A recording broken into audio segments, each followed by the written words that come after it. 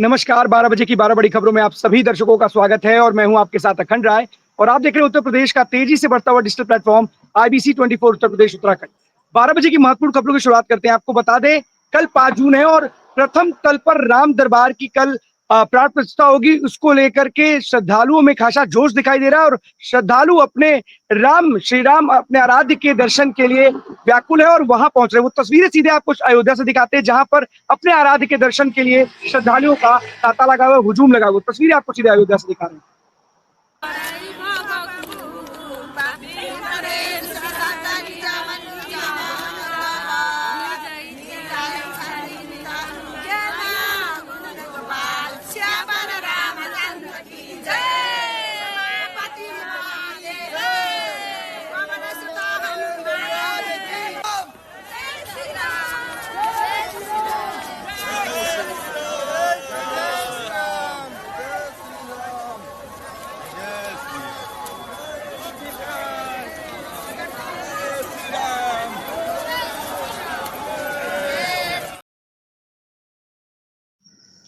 अपने आराध्य अपने प्रभु के दर्शन के लिए धूप हो, गर्मी हो, कुछ भी हो, लेकिन इन श्रद्धालुओं को कुछ भी रोक नहीं पा रहा है। यहाँ तक कि जो मंदिर ट्रस्ट के लोग हैं, तमाम लोग हैं, वो अपील कर रहे हैं श्रद्धालुओं से कि ना आए। ज़्यादा से ज़्यादा यहाँ पर बहुत चिलचिलाती हुई धूप है, भीड़ में हो सकता है कुछ दिक्कतें हों, लेकिन उसके बावजूद भी कोई भी चीज़ हो, मौसम भी हो, कुछ भी हो, लेकिन श्रद्धालुओं को अपने आराध्य, अपने प्रभु के दर्शन के लिए कोई नहीं रोक पा रहा। लोगों में अंदर उत्साह देखिए किस तरीके से देखा जा रहा है। लोग प्रभु श्री राम के जय जयकार कर रहे हैं और अपने आराध्य अपने प्रभु के दर्शन के लिए लोग चलते ही चले जा रहे हैं। लंबी कतारें अयोध्या में देखने को मिल रही हैं और आपको बता दें 5 जून है कल और कल राम दरबार की प्राण प्रतिष्ठा होगी। साथ ही और भी अन्य जो मंदिर हैं उनके यहाँ भी उस मंदिर में जो प्राण प्रतिष्ठा का कार्यक्रम है कल होगा।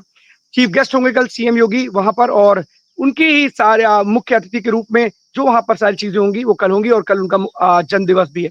एक और चीज आपको बताते हैं कि आज जो उद्योगपति हैं एलन मस्क, उनके पिताजी भी आज अयोध्या में हैं और वो आज श्री राम लला के दरबार के दर्शन करेंगे और करीब 60 मिनट तक वो वहां पर रहेंगे।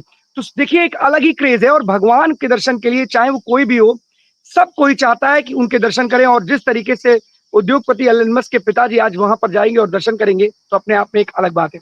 एक और खबर आपको बताते हैं रायबरेली से, जहां पर पुलिस एसओजी की टीम के साथ मुठभेड़ हुई है बदमाशों की। आपको दिखाते हैं वो तस्वीरें। रायबरेली में लगातार यूपी पुलिस अपराधियों के खिलाफ मुहिम चला रही है और वहां पर अपराधियों के खिलाफ लगातार इस जो कार्रवाई है उसमें जो अपराधी है वो पुलिस के पकड़े जा रहे हैं। वो तस्वीरें आपको दिखाते हैं।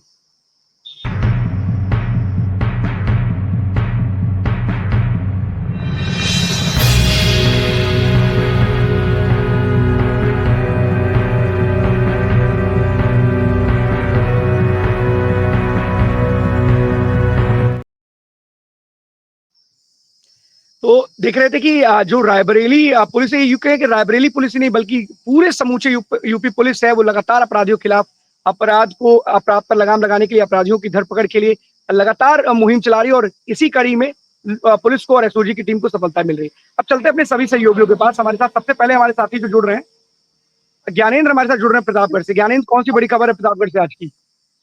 बिल्कुल देखिए अखंड प्रतापगढ़ से 3 बड़ी खबरें हैं और खबरों की शुरुआत करेंगे कि राम मंदिर को लेकर के। पहले तो राम मंदिर की बात करें तो जिस तरीके से 22 जनवरी को जब उसका उद्घाटन देश के प्रधानमंत्री नरेंद्र मोदी ने किया था और पूरे देश में जश्न मनाया गया था, तो उसी तरीके से कल 5 जून को भी पूरे प्रतापगढ़ में उसी तरीके से जश्न मनाया जाएगा जिस तरीके से 22 जनवरी को मनाया गया था। तो खास तौर पे देखिए उत्साह लगातार दिख रहा है। दूसरी बड़ी खबर की बात करेंगे तो पुलिस और बदमाशों के बीच देर रात प्रतापगढ़ पुलिस ने भी मुठभेड़ की है। सबसे बड़ी बात यह है कि 24 घंटे के भीतर इस पूरे मामले का खुलासा किया गया है। ये लूट के अपराधी थे और काफी दिनों से कई इन्होंने जघन्य अपराधों को अंजाम दिया था कि जैसे कि लूट के बाद गोली मार के फरार हो जाना। शहर में एक आध दो बड़ी वारदातों को इन्होंने घटना को अंजाम दिया था। कल देर रात पुलिस ने लंगड़ा ऑपरेशन चलाया जिसमें जो है आरोपी पकड़े गए हैं। फिलहाल इनके ऊपर अगर हम बात करें तो 1 दर्जन से अधिक दो आरोपी हैं, 1 दर्जन से अधिक मुकदमा दर्ज है लूट, हत्या और डकैती जैसे कई मामलों में, और इनका एक गिरोह है जो हमारे पुलिस सूत्र बता रहे हैं कि अभी वो नाम भी डिस्क्लोज नहीं करना चाह रहे, इनका काफी बड़ा गिरोह है। और ये नहीं कह सकते कि एक ही थाने क्षेत्र के अंतर्गत ये लोग फैले हुए हैं। ये लोग प्रतापगढ़ में 24 थाने हैं कि 24 के 24 थाने में इन लोगों का गिरोह फैला हुआ है। ये लोग बकायदा रेकी करते हैं और रेकी करने के बाद ये लोग घटना को अंजाम देते हैं, एक एक पॉइंट को नोट करते हैं।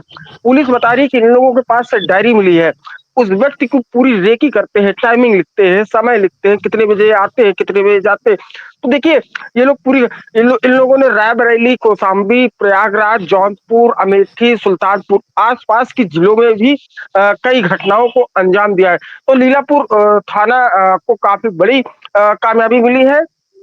24 घंटे के अंदर अपराधियों की धरपकड़, जिस तरीके से बहुत बड़ी लूट हम नहीं कह सकते, उन्होंने बहुत ही छोटी सी लूट को लेकर के संजीदा हुई लीलापुर थाना, और उसके बाद आरोपियों की धरपकड़ शुरू कर देते हैं। मात्र 700 रुपए की लूट और एक मोबाइल की छिनौती की सूचना मिली नहीं थी। आ रहा अगर ऐसे ही प्रतापगढ़ पुलिस काम करने लगे तो आ गए। अपराधियों के अंदर खौफ फैलने लगेगा। फिलहाल 24 घंटे के अंदर मुठभेड़ हुई और आरोपी जो है पकड़े गए हैं। फिलहाल जेल भेजने की कार्रवाई की जा रही है। सबसे बड़ी बात है कि जो इनका गिरोह है, अब उनके ऊपर प्रतापगढ़ पुलिस किस तरीके से एक्शन लेती है, ये देखने वाली बात होगी। और तीसरी खबर की बात कर ले तो कल आपको बता दें कि जिस तरीके से पूरा देश जश्न के माहौल में था, और खास तौर पे प्रतापगढ़ एक तरीके से दीपावली आ गई थी आरसीबी की जीतने के बाद। ऐसा लग रहा था कि दीपावली का त्योहार आ गया है दोबारा, और लोग पटाखे लगा रहे थे। पूरे देश में 18 साल का सूखा आरसीबी को कल कप में देखने को मिला। मात्र 6 रन से बहुत ही क्लोज लड़ाई हुई, मात्र 6 रनों से आरसीबी ने जीत हासिल की। और खास तौर पे यहाँ पे कई जगह डिस्प्ले लगाए गए थे, प्रतापगढ़ के शहरों में भी कई जगह डिस्प्ले लगाए गए थे। सबसे अचंभा वाली बात ये रही कि शहर के चौक के बीचों बीच में डिस्प्ले लगाकर बाहरी जो लोग आ रहे थे वो इन मैच को देख रहे थे। 15 मिनट विराट कोहली का रोना, और प्रतापगढ़ के हर एक क्रिकेट प्रेमी के अंदर आंखों से आंसू निकल रहे थे। 18 साल का सूखा वो पूरा हुआ, और कल स्टेडियम में एक अलग ही जश्न मनाया गया, क्योंकि विराट कोहली के छोटे से बड़े चाहे बूढ़े हों, विराट कोहली के फैन थे, 18 नंबर जर्सी के फैन थे, जो उन लोगों ने खास तौर पर कहा कि आरसीबी का जीतना एक तरीके से मानो वर्ल्ड कप का आना हो गया। अखंड बिल्कुल। और सबसे बड़ी बात है कि जिस तरीके से कल आपने खबर दिखाई थी कि आरसीबी की जीत के लिए लोग दुआएं कर रहे हैं और तमाम ऐसी चीजें जो हो सकती थी वो कर रहे हैं। शायद इसका ये है भी कि क्लोज फाइट थी और 6 रनों के ही अंतर से आरसीबी ने जीत दर्ज की। लेकिन बहुत बड़ी बात है, बहुत कई वर्षों के बाद आरसीबी को जीत मिली है और बहुत प्रयास किए। अगर 18 नंबर जर्सी को अगर कहें तो 18 नंबर की जर्सी 18वें साल लकी साबित हुई विराट कोहली के लिए। अपने आप में बड़ी बात है, क्योंकि इतने सारे सीजन बीत गए थे वो उसमें उनको जीत नहीं मिली, तो कहीं ना कहीं बहुत बड़ी बात है। बहुत बहुत धन्यवाद आपका तमाम जानकारी के लिए ज्ञानी। इंद्रवीर हमारे साथ जुड़े हुए हैं रायबरेली से। इंद्रवीर, एसओजी और पुलिस की टीम जो मुठभेड़ हुई है अपराधियों के साथ, उसमें क्या सफलता हाथ लगी और कौन से जो अपराधी हैं वो पुलिस की गिरफ्त में है?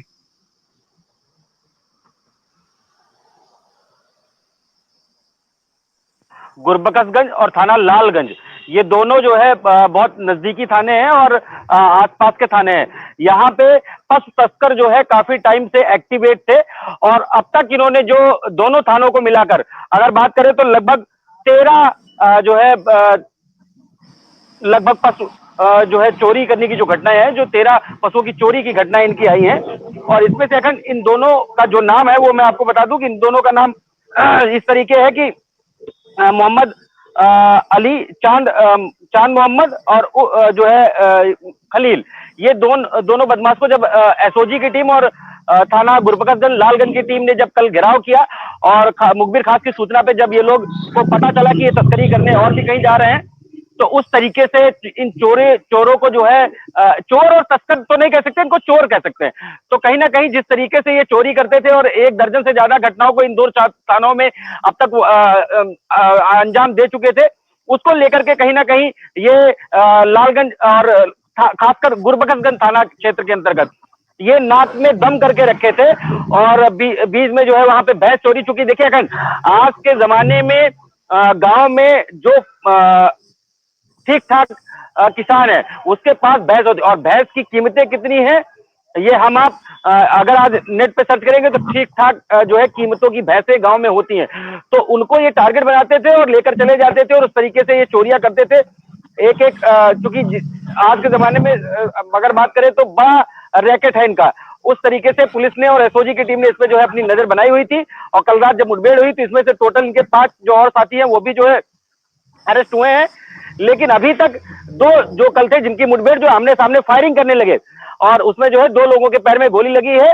और इसको कहीं ना कहीं डॉक्टर यशवीर सिंह एसपी रायबरेली अभी 1:30 बजे जो है इनका खुलासा भी इस जो मुठभेड़ हुई है इस मुठभेड़ पे कप्तान रायबरेली अभी एक प्रेस कॉन्फ्रेंस भी ऑर्गेनाइज करेंगे।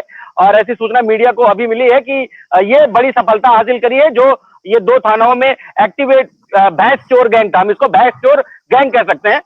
कहीं ना कहीं 13 भैंस अब तक चोरी जो है की हुई थी इन्होंने। जी अखंड। इंद्रवीर, अगर देखें इसका कनेक्शन देखें तो देखिए पहले तो चोरी और फिर पशु तस्करी, 2 चीजों को कनेक्ट करेंगे तो उसके पीछे बहुत बड़ा वजह निकल के आएगा। क्योंकि देखिए आपने जैसा बताया कि भैंस बड़ी कीमती होती है, लेकिन चोरों के लिए कीमती सामान कौड़ियों के भाव में बेचते हैं। चोर पहले भैंसों की चोरी करते हैं, फिर तस्करी करते हैं, पशु तस्करी, और किस लिए करते हैं सबको पता है। कल गाजियाबाद में घटना घटी कि हापुड़ से एक ट्रक निकला जो पंजाब जा रहा था, उस पूरे ट्रक में मांस भरा हुआ था। इसकी सूचना मिलती है, जो कुछ कार्यकर्ता होते हैं वो उस ट्रक के पीछे लग जाते हैं, करीब 3 किलोमीटर तक उसका पीछा करते। 3 किलोमीटर पीछा करने के बाद ट्रक ड्राइवर उनके ऊपर गाड़ी चढ़ाने की कोशिश करता है, लेकिन आगे जाके गांव में कुछ लोग उसे रोक लेते हैं। बाद में पता चलता है कि पूरी ट्रक जो है वो मांस से भरी हुई है।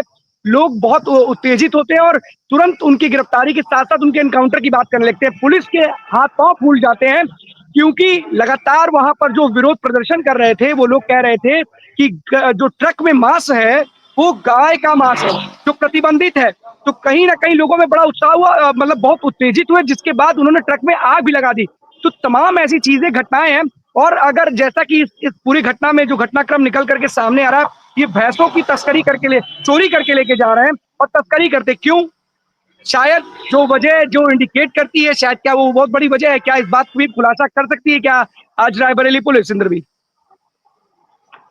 जी जी बिल्कुल। देखिए जहां तक अभी मैं आपको, जैसे आपने कहा कि क्या वो मामला हो सकता है, डेफिनेटली हो सकता है। क्योंकि जिस तरीके से ये पशु तस्कर और चोर, इनको जो भी नाम दिया जाए वो कम होगा, लेकिन पशु तस्करी में ज्यादा जो है इन्वॉल्वेशन। और जिस तरीके से सूबे के मुख्यमंत्री जो है बूचड़ खानों के ऊपर लगातार, जब से उन्होंने 2014 से अपने उसमें आए हैं सरकार में, और तब से उन्होंने बड़ी कार्रवाई अगर करी है तो बूचड़ खानों के ऊपर करी है। और बूचड़ खाने और जो ऐसे अवैध व्यापारी हैं, तस्कर हैं, उनके ऊपर कहीं ना कहीं सूबे के सरकार जो है आमादा रही है कि इनको उस तरीके से नेस्तो नाबूद किया जाएगा जैसे इनकी जड़ें जो है, जैसे हम कहते नहीं कि हम आतंकवाद के खिलाफ लड़ाई लड़ रहे हैं, तो सूबे की जो उत्तर प्रदेश सूबे की सरकार है वो कहीं ना कहीं बूचड़ खानों के खिलाफ और अवैध कटान के खिलाफ, गो तस्कर कटान के खिलाफ, गो तस्कर कटान के खिलाफ, चाहे वो कोई भी जानवर हो, चाहे वो गौवंश हो, चाहे वो भैंस के रहे हो, किसी के भी, तो उनके ऊपर सूबे के मुख्यमंत्री 2014 से जब से उन्होंने उत्तर प्रदेश की कमान संभाली है, तब से वो जो है लगातार ऐसे अपराधियों के विरुद्ध जो है अभियान चलाते हैं। और अपने जो लॉ एंड ऑर्डर पहले प्रशांत कुमार थे, अब जो है राजीव कृष्णा जी हैं, उनको भी ऐसे सख्त निर्देश देते नजर आते हैं कि आने वाले समय में ये अपराधों को कहीं से भी टॉलरेट नहीं किया जा सकता। जी बिल्कुल इंद्रवीर, नहीं भी करना चाहिए, क्योंकि लगातार जब से सूबे के मुखिया योगी आदित्यनाथ ने कमान संभाली 2017 से, तब से ही उन्होंने लगातार इस तरीके से जो अवैध बूचड़खाने चल रहे थे उन पर भी भारी उनको चोट पहुंचाई। और साफ तौर पर, क्योंकि आने वाले दिनों में 7 तारीख को बकरीद है, और सभी अधिकारियों को निर्देशित भी किया कि जिस तरीके से गौवंश की निर्मम हत्या की जाती है, इसके ऊपर भी लगाम लगाई जाए और ऐसी चीजें देखने को ना मिले, इसका विशेष ध्यान रखा जाए। और इसको लेकर के यहाँ पे राजधानी में इस्लामिक सेंटर ने कई महत्वपूर्ण बिंदुओं पे गाइडलाइन भी जारी की है कि खुले में कुर्बानी ना की जाए, चिन्हित स्थल पर ही इस तरीके की चीजें की जाए, और तमाम ऐसी बातें की गई हैं।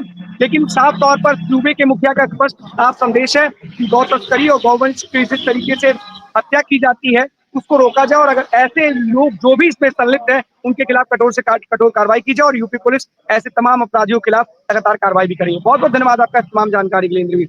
आकाश हमारे साथ जुड़े हुए पीलीभीत से। आकाश, कौन सी बड़ी खबर है? अखंड जी, आपको बताना चाहेंगे पीलीभीत में राज्यपाल आनंदीबाई पटेल का आगमन हुआ है। यहाँ पर जो अधिकारी हैं वो लगातार बैरिकेडिंग की गई है, सुरक्षा के बंदोबस्त किए गए हैं। बात की जाए यहाँ पर आनंदीबाई पटेल ने अभी जिला जेल का निरीक्षण किया, उसके बाद में कलेक्ट्रेट में समीक्षा बैठक की गई है। और यहाँ पर जिस तरीके से आपको बताना चाहेंगे, यहाँ पर मीडिया से दूरी बनाती दिखे आनंदीबाई पटेल जो है वो मीडिया से भागते हुए नजर आए। यहाँ के जो अधिकारी हैं उनके अंदर कहीं डर है कि यहाँ की मीडिया उनसे कोई सवाल ना पूछ ले जिससे कि यहाँ की पोल खुलती हुई साफ नजर आए। अब बिल्कुल आकाश, देखिए सूबे की राज्यपाल हैं और एक तरीके से देखा जाए तो सबसे महत्वपूर्ण पद पे, सबसे बड़े पद पर हैं अगर राज्य के दृष्टिकोण से देखा जाए तो। ऐसे में तो हाथ पांव अधिकारियों के फूलेंगे ही, क्योंकि अगर सीएम का भी दौरा होता है तो अधिकारियों के हाथ पांव फूले रहते हैं।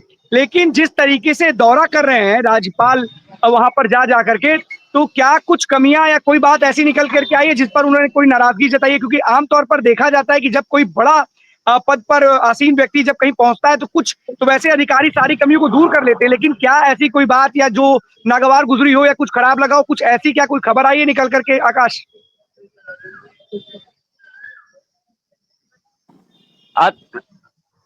अखंड जी, आपको बताना चाहेंगे जब हम लोग यहाँ के मीडिया के लोग उनसे मिलने के लिए वहां पहुंचे थे तो वहां के अधिकारी जो पीलीभीत के जिम्मेदार अधिकारी हैं उन्होंने मीडिया को अंदर जाने से मना कर दिया है। उनके अंदर कहीं ना कहीं डर है कि मीडिया अगर उनसे कोई ऐसा सवाल ना पूछ ले जो पीलीभीत में बात। एक सबसे बड़ा मुद्दा टाइगर रिजर्व का है। टाइगर रिजर्व की बात की जाए तो अभी उनके आगमन से पहले कल रात में एक टाइगर ने एक हमला बोल दिया था जिसमें वो घायल हो गया था। ऐसे कई पीलीभीत की कई प्रमुख समस्या है, इसको लेकर अधिकारियों के अंदर डर बना हुआ है कि यहाँ की जो मीडिया है उनसे कोई ऐसा सवाल ना कर ले जिससे यहाँ के पीलीभीत के अधिकारियों की पोल ना खुल जाए। इसलिए साफ तौर से मीडिया को अंदर जाने नहीं दे रहे हैं। मीडिया के लोग अगर अंदर जाते हैं तो यहाँ के बाहर से आए हुए जो अधिकारी हैं, यहाँ के जो फोर्स लगाई गई है वो भी अभद्रता करते हुए नजर आ रही है। इनके अंदर योगी आदित्यनाथ ने निर्देश दे दिया है कि मीडिया के कोई भी व्यक्ति के साथ में किसी प्रकार की कोई अभद्रता नहीं होगी, उनके साथ में संयम बरता जाएगा, उनके लिए सारी सुविधाएं दी जाएंगी, मगर कहीं पे भी कोई भी किसी प्रकार की तकलीफ नहीं होगी। अगर बात की जाए यहाँ पे जो मैं नक्कादाना पे मौजूद है, यहीं से अभी उनका काफिला निकलेगा महोफ के लिए, टाइगर रिजर्व के लिए वहां पहुंचेंगे। अभी जो है ये कलेक्ट्रेट में बैठक कर रही है अधिकारियों के साथ में। यहाँ पे पूरा पुलिस फोर्स मौजूद है, आगे बैरिकेडिंग की गई है, जगह जगह पर यहाँ पे पुलिस बल तैनात है। अखंड जी। बिल्कुल आकाश, देखिए हम मीडिया को रोक सकते हैं लेकिन प्रदेश की राज्यपाल है तो उनको जो जरूरी खबरें वैसे भी उनको पता होती हैं। उनके पास भी तमाम ऐसे साधन है, संसाधन है जिससे उनको यहाँ की जो कमियां होंगी उसके बारे में जानकारी जरूर होगी। सीएम योगी लगातार पत्रकारों के लिए बातें करते रहते हैं और किसी भी तरीके के दुर्व्यवहार को लेकर के अधिकारियों को सचेत भी करते रहे, लेकिन ये अधिकारी हैं समझेंगे शब्द नहीं, वो अलग विषय है। लेकिन सबसे बड़ा सवाल है कि लगातार जिस तरीके से बाघ के हमले पीलीभीत में बढ़ते जा रहे हैं, कल फिर एक घटना जिस तरीके से आपने बताई सामने आई है, कहीं ना कहीं वन विभाग के अधिकारियों को और जिला प्रशासन को इसके लिए कोई ठोस कदम उठाने की जरूरत है।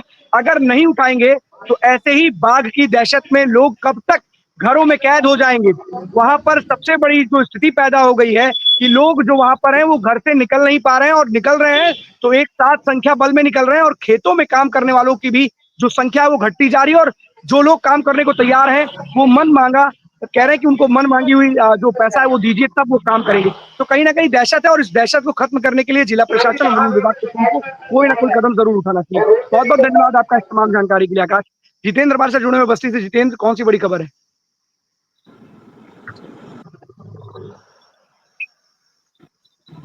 बिल्कुल, अगर आपको बता दें कि लगातार जिस तरीके से आईबीसी ने खबर दिखाया था, फिलहाल आपको बता दें कि दो जिलों के बीच में जो मकड़जाल का एक गांव था, कहीं न कहीं अगर बात की जाए तो लापतागंज की शुरुआत कहीं न कहीं हो गई है। अब लापतागंज जो गांव था, मैं लापतागंज अखंड इसलिए कह रहा हूँ कि कहीं न कहीं जो है 5 जून 1997 की बात की जाए, कहीं न कहीं अधिकारियों की बात की जाए या वहाँ के कर्मचारी रहे या जो भी रहे, उस समय की बात है, उस समय में जब बँटवारा हुआ था तो कहीं न कहीं बस्ती जिले का वो गाँव, आधा गाँव अगर बात की जाए, जिस तरह से मैंने पहले ही बताया कि प्रधानी उस गाँव में बस्ती जनपद से होती है, लेकिन बाकी के जो चुनाव है वो संत कबीर नगर से होते हैं। फिलहाल अब आपको बता दें कि इसमें जो है अधिकारियों ने कहीं न कहीं उनके कानों तक जू रेंग चुकी है। फिलहाल 1997 के बाद में अब जो जिले के अधिकारी हैं, दोनों जिलों के अधिकारी अब उस गाँव में लगातार जा रहे हैं, वहाँ की जनता से बात कर रहे हैं, किस तरीके से उसको निपटारा किया जाए कि उन लोगों को जो है अगर बस्ती में लाया जाए कि उसको संत कबीर नहीं लेके जाएगा, कहीं न कहीं ये सवाल अभी बना हुआ, अधिकारी लगातार उसमें मॉनिटरिंग करें। लेकिन अगर मैं अखंड बात करूँ, भौगोलिक रूप से अगर बात की जाए, तो कहीं न कहीं धनघटा और संत कबीर नगर की बात की जाए, तो बस्ती का जो जनपद है, जो बाकी का क्षेत्र है, वो कहीं न काफ़ी महत्वपूर्ण और ज़्यादा भी माना जाता है। तो जहाँ तक की बात की जाता है कि प्रधानी बस्ती जनपद से है, तो संभवतः ये भी माना जा रहा है कि उस गाँव को हो सकता हो कि बस्ती जनपद में ही लिया जाए, क्योंकि लगातार ज़्यादातर कामें जो वहाँ की हैं, 2 लोगों के जो दस्तावेज़ है कहीं न कहीं, वो भी बस्ती जनपद के हैं। फिलहाल कुछ ऐसे दस्तावेज़ है जो निवास की बात की जाए, वो जनपद जो है सिद्धार्थनगर से। अब देखना होगा कि किस तरीके से जो बस्ती के अधिकारी है, उसको किस तरीके से उसकी मैपिंग करते हैं, किस तरह से उसको जो है उनका फीडबैक आगे का होगा, क्या उनकी रणनीति होगी कि उस जिले को बस्ती में लाया जाए या संत कबीरनगर में लाया जाए। अब फिलहाल अब अधिकारियों ने पहल कर दी होगी, अब देखना होगा ग्रामीणों के लिए अच्छी खबर कब सुनने को मिलती है। अखंड।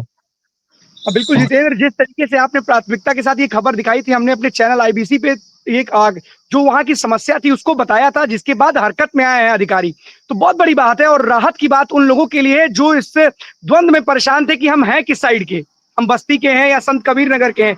खबर आपने उठाई और अधिकारियों ने अगर इसका संज्ञान लेकर इस पर कार्रवाई शुरू कर दी है, तो शायद जल्द से जल्द इसका कहते हैं कि जो इलाज होगा या कहते हैं कि जो हल होगा वो जरूर कर निकाल लेंगे।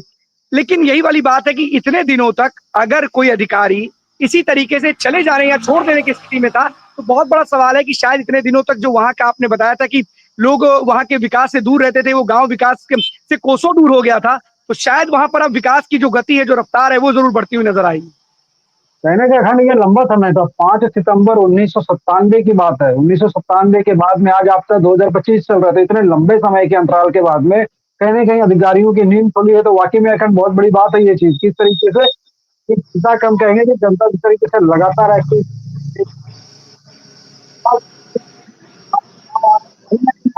चुनावों में हो सकता था कि वो घातक साबित हो सकता है वहाँ की जनता वोट ना डाले। तमाम ऐसी बातें हो सकती थी, लेकिन हो सकता है जिस तरीके से अब अधिकारियों ने संज्ञान लिया है, अब ग्रामीणों के लिए राहत कब मिलती है, ये देखना होगा कि इतनी जल्दी इसका समस्या का समाधान किया जाएगा। क्योंकि अगर बात की जाए जिस तरीके से अगर वो किसी सरकारी नौकरी में अगर कहीं जाते, तो जब वेरिफिकेशन होता था, उनके डॉक्यूमेंट होता तो उनके आधार कार्ड पे तो बस्ती का एड्रेस होता था, लेकिन जिस तरीके से उनके निवास प्रमाण पत्र होते थे, उसपे जो है संतकबीर नगर का एड्रेस होता था। तो दोनों के बीच में कहीं न कहीं अधिकारी भी सोचते थे कि आखिर में ये वैलिड है कि इनवैलिड है, जिसकी वजह से उनको नौकरियाँ मिलने में काफ़ी दिक्कतें होती हैं। अब हो सकता है उसका समाधान जो है जल्दी निकल जाए। अखंड। बिल्कुल 27 से 28 साल का एक बहुत बड़ा दौर है और राहत की एक बात है उन लोगों के लिए जो इस द्वंद में फंसे हुए थे कि हम हैं किस जिले के, और उनको तमाम चीजों से वंचित भी रहना पड़ता था। विकास भी कोसों दूर हो गया था, लेकिन अब फिलहाल 27-28 साल के बाद अब उनको कुछ राहत जरूर मिलेगी। और हमारा काम, हमारा चैनल लगातार जो जनता से जुड़े हुए मुद्दे हैं उस पर फोकस करता है और बताता है कि कैसे आपके हित के जो जनता के हित की चीजें हैं वो हम आपको दिखाते हैं। और शायद इसका असर देखने को मिला कि वहाँ के अधिकारी जो बस्ती या दोनों जिलों के अधिकारी हैं, उन्होंने कम से कम इस पूरे मसले पर जो आवाज उठाई जा रही थी, अब उसका संज्ञान लेते हुए इस पर जल्द से जल्द कार्रवाई करने के लिए कदम उठाए। बहुत बहुत धन्यवाद आपका इस तमाम जानकारी के लिए जितेंद्र। ब्रजेश हमारे साथ जुड़े हुए सिद्धार्थनगर से। ब्रजेश, कौन सी बड़ी खबर है? जी बिल्कुल, मैं अखंड आपको बता दूं कि इस समय डुमरियागंज विकास खंड में मनरेगा कार्य जो है इस समय मान के चलिए कुबेर का खजाना ग्राम प्रधानों के हाथों में लग गया है। इस समय हम बात करेंगे डुमरियागंज ब्लॉक का जो है ग्राम पंचायत बयारा है, जहां 21/5/2025 से लेकर के और कल तक लगातार 127 मनरेगा श्रमिकों को चलाया गया है। तालाब पर काम हो रहा है। मौके का जो फोटो ग्राम प्रधान के द्वारा अपलोड किया जाता है। फोटो एक ही होती है, लेबरों का नाम कई होता है। जब मौके का निरीक्षण किया गया, वहां देखा गया तो काम सिर्फ खाना पूर्ति किया गया है। और अगर इस समय देखा जाए तो सरकार के द्वारा मनरेगा श्रमिकों को एक दिन की जो पारिश्रमिक होता है 252 रुपया मिलती है। अब ऐसे में अगर 127 मनरेगा श्रमिकों की अगर मानक अगर मजदूरी निकाला जाए तो लगभग 32,000 या 34,000 के ऊपर जा रहा है। अब ऐसे में बताइए, अगर 127 आदमी 12 दिन काम कर रहा है तो उस क्षेत्र का, उस गड्ढे का तो पूर्ण तरीके से कायाकल्प हो जाना चाहिए था। हम एक वीडियो भेजने चाहेंगे कि उस वीडियो को एक बार दिखाया जाए कि किस तरीके से वहाँ जो है ग्राम प्रधान के द्वारा काम कराया गया है।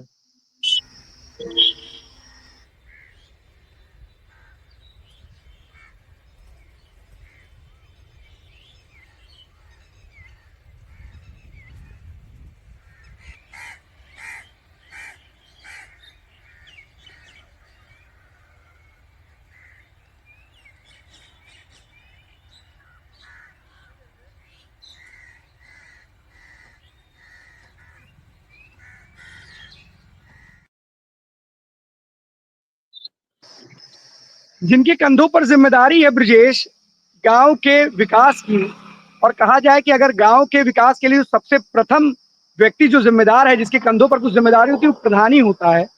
अगर वो अपने गांव का विकास नहीं कर पाता है, केवल अपने विकास के लिए जनता का पैसा गड्ढे में डाल देता है, तो अपने आप में बहुत बड़ा सवाल है। और सबसे बड़ी बात है, जैसा कि आपने बताया कि 2021 की बात कर रहे हैं आप, 2021 से 25 की, 21 क्या बता रहे थे आप? नहीं, ये जो है 21/5/2025 से काम चालू हुआ, यानी 21 मई से काम चालू हुआ है। और 21 कल मई तक काम जो है, जी कल तक यानी लगभग 12 दिन उस पोखरे पर काम हुआ। उस पोखरे पर 127 आदमी डेली काम कर रहे थे। से उस पोखरे पे काम क्या होना था, उसके लिए 127 श्रमिकों को लगाया गया, जिसका आपने बताया कि 32,000 रुपए उस पर खर्च कर दिए गए श्रमिकों को देने के लिए। तो उस पोखरे के लिए क्या काम करना था, वहां पे उस पोखरे का निर्माण करना था, क्या करना था, सौंदर्यकरण था, साफ सफाई थी, क्या था जिसके लिए सरकार ने फंड दिया था ग्राम प्रधान को, और उसने 127 जो वहां पे श्रमिकों को लगाया है, उनका काम क्या था, उन्होंने क्या किया, कैसे दर्शाएंगे कि देखिए उन्होंने क्या जो करना चाहिए था वो नहीं किया? देखिए खंड, उसमें जो पोखरे का काम हुआ था खुदाई कार्य था। जो पोखरा होता है उसका खुदाई कार्य होता है, और खुदाई कार्य के लिए 127 आदमी ग्राम प्रधान के द्वारा लगाया गया। वैसे अगर देखा जाए तो ग्राम पंचायत की जो भूमिका होती है, जो वहाँ का जो काम होता है, उसमें आपके ग्राम पंचायत के सचिव, तकनीकी सहायक, ग्राम प्रधान और रोजगार सेवक, उनकी मेन भूमिका होती है कि ग्राम पंचायतों का कार्य का निरीक्षण करें और ग्राम पंचायतों में सही तरीके से काम हो। लेकिन जब अगर इसी तरीके से अगर ग्राम पंचायतों में काम होगा, तो विकास का आधार बिल्कुल शून्य दिखाई देता नजर आएगा। सिर्फ फोटो खींच लेते हैं। सरकार के लाखों रुपए का जो है गोलमाल करने में ग्राम प्रधान थोड़ी सी भी कोर कसर नहीं छोड़ रहा है। नहीं तो कोर कसर नहीं जी छोड़ रहा है, अखंड। तो जो जिम्मेदार अधिकारी हैं वो क्या करते हैं? क्या केवल फोटो खींचने आते हैं क्या, कि फोटो खींच के चले जाएं? अगर उनको क्या पता नहीं चलता है, जांच या निरीक्षण जो करते हैं, जिनके कंधों पर निरीक्षण की जिम्मेदारी है, उनको नहीं पता चलता कि कितने दिनों का काम किया गया है, जो लगाया गया है सच में उतने लोग को लगाया गया है? ये काम का अवलोकन होता है, बताया जाता है कि इस काम में इतने दिन या इतने लोग लगेंगे, इसके काम में इतने लोगों के द्वारा कराया जाएगा। किसी भी चीज का एक फंड एलोकेट होता है ना, कोई भी काम शुरू होने से पहले उसका एक पूरा एक बजट बनता है कि हाँ, इस काम में इतने रुपए लगेंगे। तो क्या इस तरीके से पहले से ही बजट अलॉट किया जाता है, या फिर ये जो सरकारी कर्मचारी एक ग्राम प्रधान, जिस तरीके से ग्राम प्रधान अपनी मनमर्जी से क्या कहें मनमाने तरीके से काम कराता है, और जो काम 10 दिन में या 10 15 20 या 50 श्रमिकों में हो जाना चाहिए, तो उसके लिए 127 को दिखा रहा है? तो किसी चीज का कोई तो एक व्यवस्था होगी, कोई तो एक प्रारूप होगा, कुछ बनाया जाता है कि अपने मन से जितने दिन में हो गया उसका फंड उतना उनको दे दो, रिलीज कर दो? देखिए खंड, जब किसी काम को करना होता है तो उसके पहले उसका एक एमबी रिपोर्ट तैयार होती है।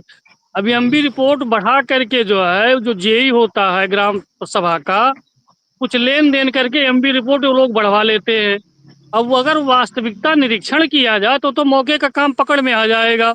लेकिन कुल मिलाकर के सब अपनी अपनी जेब निरीक्षण भरने में कौन लगे करेगा? हुए हैं। वास्तविकता जो कहते हैं उसका निरीक्षण कौन करेगा? इसीलिए तो सरकार आपको पैसा दे रही है, तनख्वाह दे रही है कि आप जाके वास्तविक वहां जहाँ स्थल पर चल जो कार्य हो रहा है उसका निरीक्षण करिए, उसके हिसाब से एमबी रिपोर्ट बनाइए। तो क्या घर में बैठने से होगा? क्या तनख्वाह किस लिए मिल रही है? निरीक्षण कौन करेगा वास्तविक? वो तो तो जिम्मेदारी देखिए उनकी इसी बनती है ना। देखिए अखंड, जब इसको लेकर के जो डुमरियागंज के वीडियो हैं उनसे जानकारी लिया गया कि यहाँ जो ग्राम प्रधान के जो द्वारा जो फोटो ऑनलाइन अपलोड की जाती है, मान लीजिए 127 मनरेगा श्रमिक है तो 127 मनरेगा श्रमिकों की फोटो अपलोड होनी चाहिए। लेकिन यहाँ सिर्फ वही जो 9-10 लोग थे, लगातार उन्हीं का फोटो अपलोड होता है। नाम 127 का होता है, फोटो 8 और 9 का होता है। वीडियो ने कहा मैं उस काम का जो है जांच करवा रहा हूँ। अब वो काम का जांच करवाएंगे या फिर खाना पूर्ति करेंगे, ये तो सोचने वाली बात होगी खंड। बिल्कुल ब्रजेश, देखिए जांच जो अधिकारी कराते हैं वो जांच रिपोर्ट कब तक होती है वो भी एक बड़ी देखने वाली बात होती है। लेकिन इंस्टेंटली आपको कोई ऐसे ठोस कदम जरूर उठाना चाहिए कि ग्राम प्रधानों का जो इस तरीके का जो फर्जीवाड़ा है इस पर रोक लगाई जाए, क्योंकि तमाम ऐसी खबरें आती है पूरे प्रदेश से कि ग्राम प्रधान अपने पद का दुरुपयोग करता है, और किस तरीके से सरकारी धनराशि जनता के हित का पैसा है उसको फर्जीवाड़े और इसी तरह गड्ढों में डाल देता है। तो कम से कम अधिकारियों को सचेत होकर के ये कहते हैं कि उनको अपनी जिम्मेदारी का एहसास होते हुए कम से कम ऐसे कार्यों का जरूर निरीक्षण कराना चाहिए और जांच बैठानी चाहिए, और जो भी लोग दोषी उसके खिलाफ कार्रवाई करनी चाहिए। एक बार अधिकारियों से पूछिएगा, जो जिम्मेदार अधिकारी, चाहे अगर वीडियो है तो उनसे ही पूछिएगा कि आखिरकार इस पूरे मसले पर हुआ क्या, या फिर केवल जब आपके पास खबर लेकर के आएंगे तभी आप बोलेंगे कि जांच होगी, जांच कब तक होगी और आंच कब तक आएगी, ये भी जरा बताने का कष्ट कीजिएगा तो ज्यादा अच्छा लगेगा। बहुत बहुत धन्यवाद आपका ब्रजेश इस तमाम जानकारी के लिए। तो लेकिन देखिए, जिस तरीके से ग्राम प्रधान सरकारी फंड का जो दुरुपयोग होता है वो साफ तौर पर, जैसा कि ब्रजेश बता रहे थे, वो करते हुए नजर आ रहे हैं। लेकिन इन इन जो ये कहते हैं ना कि इस तरीके के जो घपले घोटाले हैं, इनको उजागर करने वाले भी अधिकारी हैं, उनको कम से कम आगे आना चाहिए और ऐसे घपले घोटालों से जो प्रधान कर रहे हैं या जो भी तमाम लोग इसको कर रहे हैं, उनको उनके खिलाफ कठोर कार्रवाई करनी चाहिए, क्योंकि जनता के हित के लिए पैसा आता है, उनके विकास, गांव के विकास के लिए पैसा आता है। और अगर इसी तरीके से पैसे को गड्ढे में डाल दिया जाएगा, अपने विकास के लिए लगा लिया जाएगा, तो जनता का विकास हो ही नहीं पाएगा, उस गांव का विकास भी बहुत दूर रहेगा। एक और खबर आपको बताते हैं कि कांग्रेस अब अपनी उत्तर प्रदेश में खोई हुई जमीन को वापस पाना चाहती है और उसी के लिए तैयारियां करना शुरू कर चुकी है। 403 विधानसभा सीटों को उसने ए बी सी कैटेगरी में करीब करीब डिवाइड किया हुआ है। ए कैटेगरी में वो सीटें हैं जो 200 सीटों के करीब हैं, जिसमें कांग्रेस ये मानती है कि वो बहुत मजबूती है और मजबूत है उन सीटों पर, उसका वोट बैंक अच्छा खासा मजबूत है। 50 ऐसी सीटें हैं जिसपे माना जाता है कांग्रेस थोड़ा फाइट कर रही है, लेकिन 153 ऐसी सीटें हैं जहां भी आज भी कांग्रेस ये मानती है कि वो बहुत कमजोर है। ऐसे में जिस तरीके से कांग्रेस अब 403 विधानसभा सीट, ये इसलिए बोल रहे हैं क्योंकि समाजवादी पार्टी के साथ गठबंधन था और उस गठबंधन के नाते कांग्रेस को बहुत सारी सीटें, कहते हैं जितनी सीटें लड़ी थी उसमें से अच्छी खासी सीट उसको मिली, करीब 6 सीटें उसने जीत में तब्दील की और 6 सीटें कांग्रेस के खाते में गई। लेकिन कांग्रेस अब मजबूती के साथ उत्तर प्रदेश के विधानसभा चुनाव में उतरने की तैयारी कर रही है और 403 विधानसभा पे अपनी रणनीति तैयार कर चुकी है। और जहां से जो खबरें आ रही हैं वो निकल करके ये आ रही हैं कि पंचायत चुनाव से ही इसकी शुरुआत हो जाएगी और पंचायत चुनाव में कांग्रेस ने एक लुभावना ऑफर दिया है। वो ऑफर ये है कि पंचायत चुनाव जीतो और विधायकी का टिकट ले जाओ, ज्यादा से ज्यादा सदस्य जो बनाएगा उसके ऊपर भी विचार करेगी, उसके भी दावेदारी पक्की हो सकती है कांग्रेस में। तो कहीं ना कहीं अब एक बार फिर से जो कांग्रेस है वो अपनी जमीन तलाश रही है उत्तर प्रदेश में, जो उसकी जमीन खो गई है, जो दूसरे सहयोगियों के भरोसे बैठी हुई है, अब वो चाहती है कि अपने संगठन को मजबूत किया जाए और जितना ज्यादा हो सके अपनी जो यहाँ पर दावेदारी है उसे पेश किया जाए। क्योंकि आने वाले समय में अगर गठबंधन की बात होगी समाजवादी पार्टी और कांग्रेस के बीच में, तो वो अपना पक्ष मजबूती के साथ रख सके, इसीलिए कांग्रेस ने अभी से ही बैटिंग करना शुरू कर दिया है और 2027 के विधानसभा चुनाव में समाजवादी पार्टी के सामने मजबूती से अपना पक्ष और दावेदारी पेश कर ले, इसी के लिए तैयारी आज से ही कांग्रेस ने शुरू कर ली है। और कहीं ना कहीं वो चाहती है कि वो दबाव बना सके समाजवादी पार्टी पर, और वो दबाव इसलिए बनाए कि ज्यादा से ज्यादा सीट समाजवादी पार्टी के साथ वो गठबंधन पर बातचीत कर सके और वो समाजवादी पार्टी के साथ अगर गठबंधन की स्थिति हो तो वहां पर ज्यादा से ज्यादा सीटें हासिल कर सके। फिलहाल देखने वाली बात होगी कि 2027 तक के चुनाव में किस तरीके गठबंधन रहता है, कांग्रेस के समाजवादी पार्टी का रहता है कि नहीं रहता है, या दोनों की राहें जुदा होंगी। लेकिन फिलहाल कांग्रेस अपनी खोई हुई जमीन को वापस पाने के लिए कड़ी मेहनत करती हुई नजर आ रही है। तो 12 बजे 12 बड़ी खबरों में आज के लिए बस इतना ही। कलम आपके सामने फिर से होंगे हाजिर, तब तक के लिए दीजिए हमें इजाजत। धन्यवाद।